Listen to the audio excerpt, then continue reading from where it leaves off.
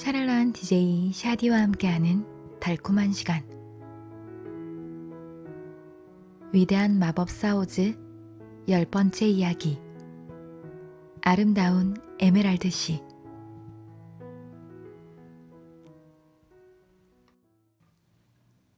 겁쟁이 사자가 다시 깨어나는 데에는 상당히 오랜 시간이 걸렸다.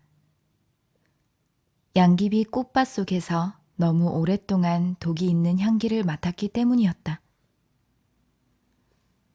마침내 눈을 뜨고 한동안 주위를 둘러보던 사자는 자신이 아직도 살아있다는 것을 깨닫고 무척 기뻐했다.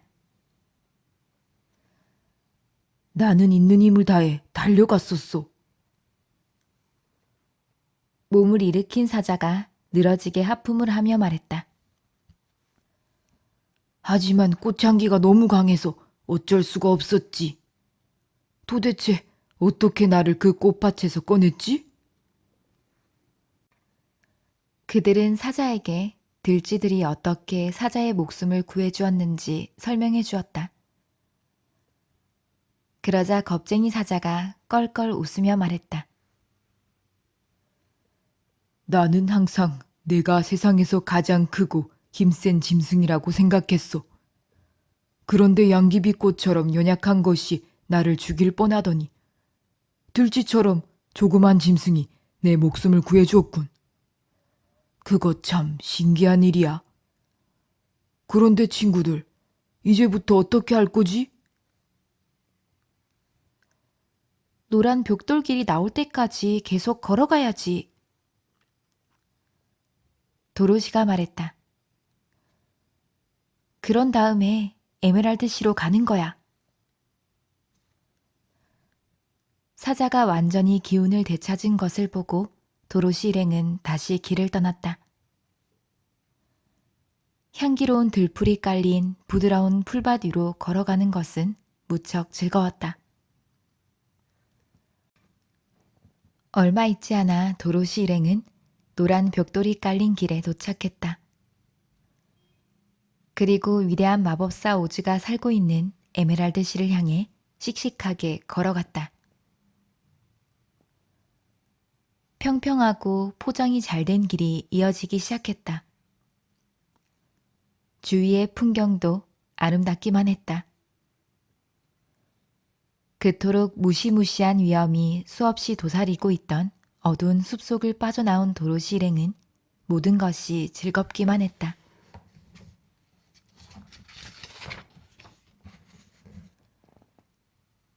길 가장자리에는 나지막한 담장이 세워져 있었다.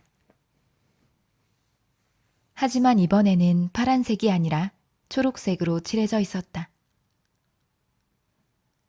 눈에 띄는 작은 농가들도 모두 초록색이었다.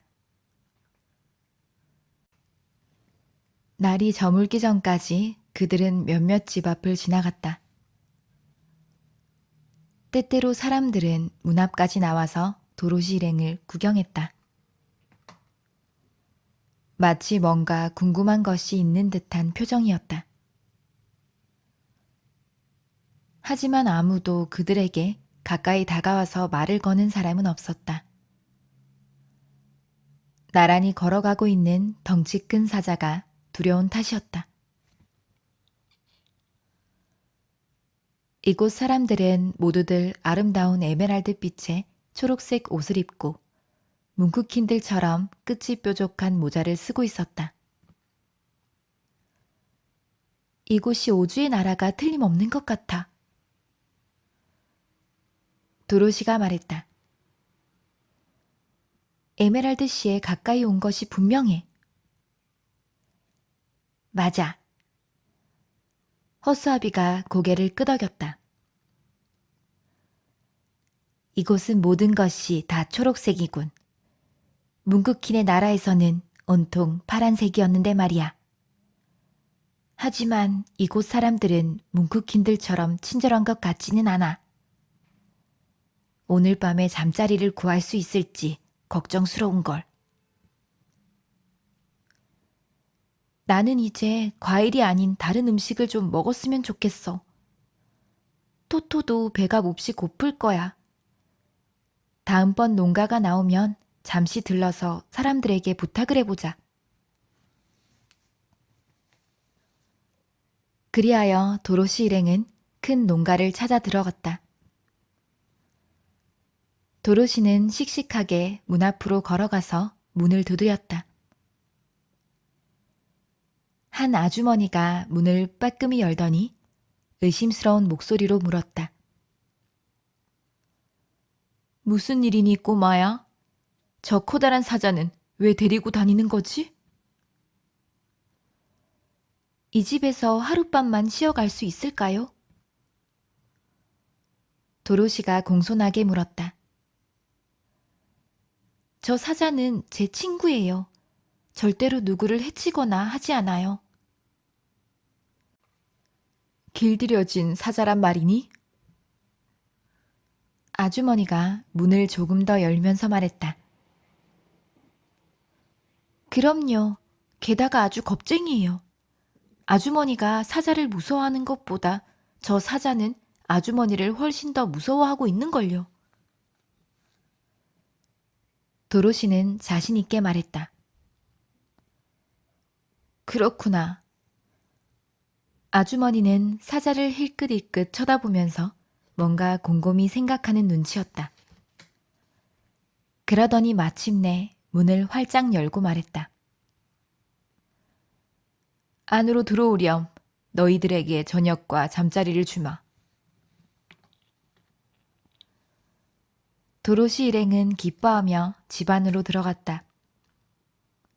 그곳에는 아이들과 다리를 다쳐서 한쪽 구석에 있는 침대 위에 누워있는 남자가 있었다. 그들은 이 낯선 모습의 여행자들을 보고 기절할 듯이 놀랐다. 부인이 바쁘게 저녁 식사를 준비하는 동안 남자가 물었다. 너희들은 모두 어디로 가는 거니? 에메랄드 시로 가는 거예요. 도로시가 대답했다. 위대한 마법사 오즈를 만나려고요. 정말이니? 남자가 놀라운 듯이 소리쳤다. 오즈님께서 너희들을 만나줄 거라고 생각한단 말이니? 그럼요. 왜 만나주지 않겠어요? 도로시가 대답했다. 아무도 오즈님을 직접 만나본 사람은 없어. 나도 에메랄드시에 여러 번 가보았지. 그곳은 무척 아름답고 놀라운 곳이야. 하지만 단 한 번도 위대한 마법사 오즈님을 만나뵐 수는 없었어. 솔직히 이 세상에 오즈님을 실제로 본 사람이 있기나 한지 의심스럽다니까. 그럼 밖으로 나오지도 않나요? 허수아비가 물었다. 절대로 나오는 법이 없어. 오즈님은 날마다 궁전 안에 있는 커다란 왕실에서 지낸다고. 심지어 오즈님을 모시는 시종들조차도 직접 얼굴을 뵌 적이 없다니까? 오즈는 어떻게 생겼는데요? 뭐라고 말하기가 곤란한걸? 남자는 잠시 생각했다. 그러니까 말이지. 오즈님은 위대한 마법사이기 때문에 원하는 대로 얼마든지 모습을 바꿀 수가 있다고. 그래서 어떤 사람들은 오즈님이 새처럼 생겼다고도 하고 어떤 사람들은 코끼리처럼 생겼다고도 하지. 또 어떤 사람들은 고양이처럼 생겼다고도 해. 때로는 아름다운 요정이나 혹은 꼬마 요정의 모습으로 나타나기도 하고 말이야. 결국 진짜 오주님의 모습이 어떻게 생겼는지는 아무도 모르는 셈이지. 그것 참 신기하군요. 도로시가 말했다. 하지만 우리는 어떤 수를 써서라도 오즈를 만나야만 해요. 그렇지 않으면 지금까지 우리의 여행이 모두 헛수고가 되는걸요. 너희들은 왜 그토록 오주님을 만나고 싶어 하는 거지? 나는 생각할 수 있는 뇌를 만들어 달라고 할 거예요. 허수아비가 진지하게 말했다. 그래, 오주님이시라면 그 정도 일쯤은 식은 죽 먹기일 거야. 오주님에게는 내가 수없이 많으니까 말이야. 남자가 장담했다. 나는 오주가 심장을 만들어 주었으면 좋겠어요. 양철 나무꾼이 말했다. 그것도 전혀 어려운 일이 아니지. 오주님은 말이야. 온갖 크기와 형태의 심장들을 다 모아놓고 있거든. 나는 오주가 나에게 용기를 주었으면 좋겠어요. 겁쟁이 사자가 수줍은 듯이 말했다. 오주님은 왕궁 안에 용기가 가득 담긴 커다란 항아리를 가지고 계신단다. 남자는 자랑스럽게 말했다. 그리고 용기가 새어나가지 못하도록 황금 뚜껑으로 언제나 꼭 닫아놓고 있지. 오주님은 틀림없이 너에게 용기를 주실 거야. 나는 오즈에게 캔자스로 돌려보내달라고 부탁할 거예요. 마지막으로 도로시가 말했다. 캔자스가 어디지? 남자가 깜짝 놀라 물었다. 나도 몰라요. 도로시가 우울한 표정으로 고개를 저었다. 하지만 그곳은 바로 나의 고향이에요. 분명 어딘가에 있을 거예요.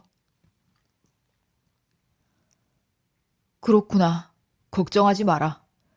오즈님은 못하시는 일이 없단 말이다. 그러니까 틀림없이 너를 캔자스로 보내주실 거야. 하지만 그러려면 먼저 오주님을 꼭 만나야만 하는데 그것이 큰일이구나. 위대한 마법사 오주님은 좀처럼 사람들을 만나려고 하지 않으시거든. 항상 오주님 뜻대로만 하시지. 그런데 너의 소원은 또 뭐냐? 남자가 토토를 바라보며 물었다. 토토는 그저 꼬리만 흔들 뿐이었다. 사실 토토는 말을 할 줄 모르기 때문이다. 아주머니가 식사 준비가 다 되었다고 그들을 불렀다. 도로시와 그 집의 가족들은 모두 식탁에 둘러앉았다. 따뜻한 기리죽과 달걀 요리와 부드러운 하얀 빵이 준비되어 있었다. 도로시는 오랜만에 맛있는 음식을 실컷 먹었다. 사자는 귀리죽을 조금 맛보더니 잔뜩 상을 찡그렸다. 그리고 기리는 말들이나 먹는 음식이지 사자가 먹는 것은 아니라고 투덜거렸다. 허수아비와 양철 나무꾼은 아무것도 먹지 않았다. 토토는 상에 차려진 음식을 조금씩 모두 먹었다. 따뜻한 저녁 식사를 하게 되어 무척 기쁜 눈치였다. 아주머니는 도로시에게 잠자리를 준비해 주었다. 토토는 도로시의 옆에 누웠고 사자는 도로시가 편안하게 잘 수 있도록 방문 앞을 지켰다. 잠을 자지 않는 허수아비와 나무꾼은 밤새도록 한쪽 구석에 조용히 서 있었다.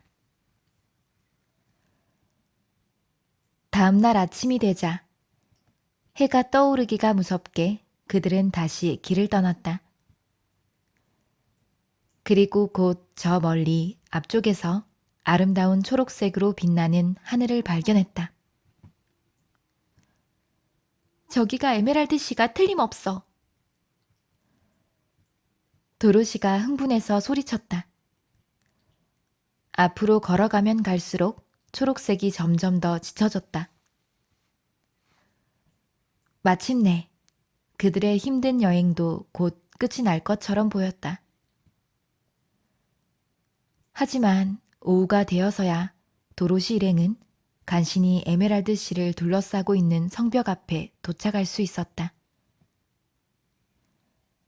높고 두터운 성벽은 밝은 초록색으로 칠해져 있었다.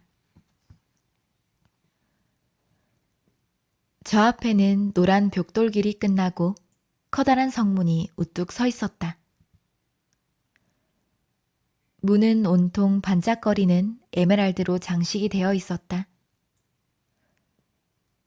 태양빛을 받아 에메랄드가 얼마나 눈부시게 빛나던지 허수아비조차 눈을 제대로 뜨지 못할 정도였다. 성문 옆에는 종이 달려 있었다. 도로시가 종을 힘껏 당기자 맑은 음방울 소리가 울려 퍼졌다. 육중한 성문이 천천히 열렸다. 성문 안으로 들어서니 천장이 높고 둥근 방이 나왔다. 그 방의 벽에는 헤아릴 수 없이 많은 에메랄드가 박혀 있었다. 도로시 일행 앞에 문쿵킨들만큼이나 키가 작은 한 남자가 나타났다. 그는 머리부터 발끝까지 초록색의 옷을 입고 있었다. 심지어 피부 색깔조차도 푸르스름한 녹색을 띠고 있었다. 그의 옆구리에는 커다란 초록색 상자가 들려 있었다. 에메랄드 씨에 어떻게 오셨습니까? 저희는 위대한 마법사 오즈를 만나러 왔어요. 도로시가 대답했다. 이 대답을 들은 남자는 무척 놀란 표정을 지으며 뭔가 곰곰이 생각하는 것 같았다. 지난 몇 년 동안 오주님을 만나겠다고 찾아온 사람은 아무도 없었습니다. 키가 작은 남자는 난처한 듯이 고개를 설레설레 저으며 말했다.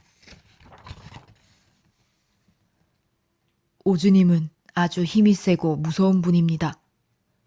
만약 여러분들이 하찮은 부탁이나 어리석은 소망 때문에 위대한 마법사님의 심기를 어지럽힌다면 오주님은 몹시 노하셔서 여러분들을 당장 없애버리실 겁니다.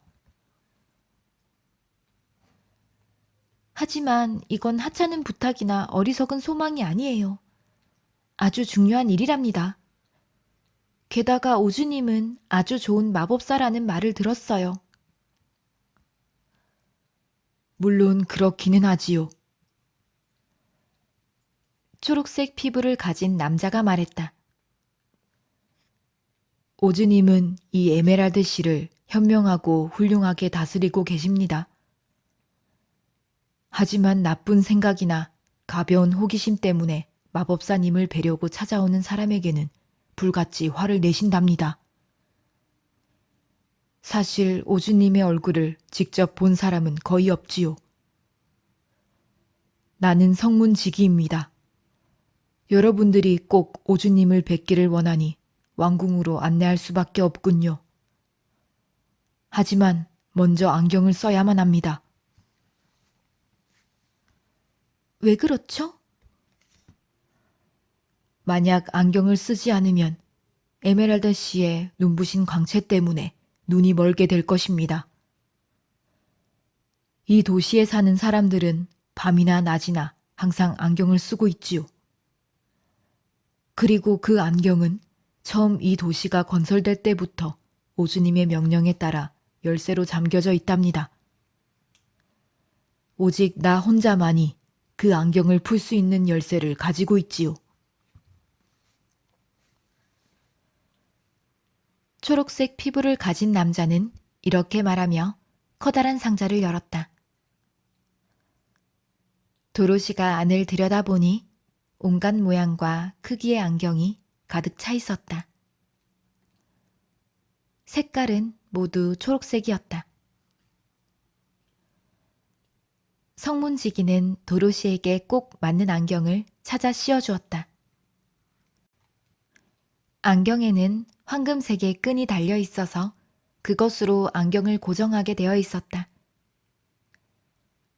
그리고 끈의 양쪽 끝에 달린 작은 자물쇠는 성문지기가 목에 걸고 있는 열쇠로 잠그도록 되어 있었다. 그러므로 일단 성 안으로 들어가면 안경을 벗고 싶어도 벗을 수가 없었다. 물론 도로시는 에메랄드 씨의 강체에 눈이 멀고 싶지 않았으므로 아무 말도 하지 않았다. 초록색 피부를 가진 남자는 허수아비와 양철 나무꾼, 사자, 그리고 토토에게까지 꼭 맞는 안경을 찾아주었다. 그리고 모두 다 열쇠로 단단히 안경을 잠갔다. 마지막으로 성문지기가 안경을 쓰더니 그들에게 이제부터 성 안으로 안내하겠다고 말했다. 그리고 성벽에 걸린 커다란 황금색 열쇠를 집어서 또 다른 성문을 활짝 열었다. 도로시 일행은 성문지기의 뒤를 따라 에메랄드 씨의 거리로 들어갔다.